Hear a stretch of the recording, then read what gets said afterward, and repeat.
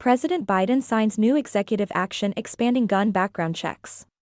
President Joe Biden took executive action Tuesday that seeks to increase the number of background checks conducted during gun sales, as the White House reverts to unilateral ways to tackle gun control amid bleak prospects in Congress.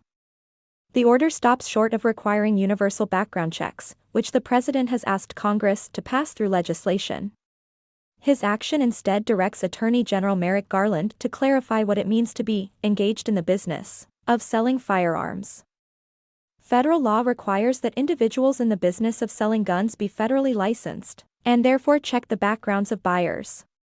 Under the order, Garland will use his discretion to ensure gun sellers, willfully violating the law, and those unaware of background requirements become compliant.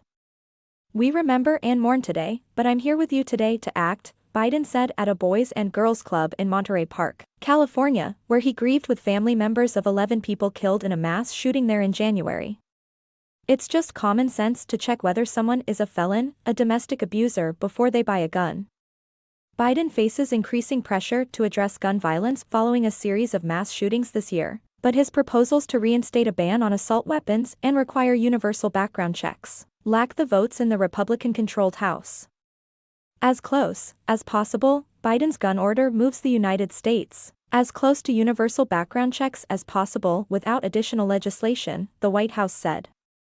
Implementation: federal agencies responsible for carrying out the bipartisan Safer Communities Act, a landmark gun law passed by Congress last year, must detail how they're implementing it within 30 to 60 days. A key piece of the legislation expands background checks on gun buyers 21 and younger to include their mental health and juvenile justice records.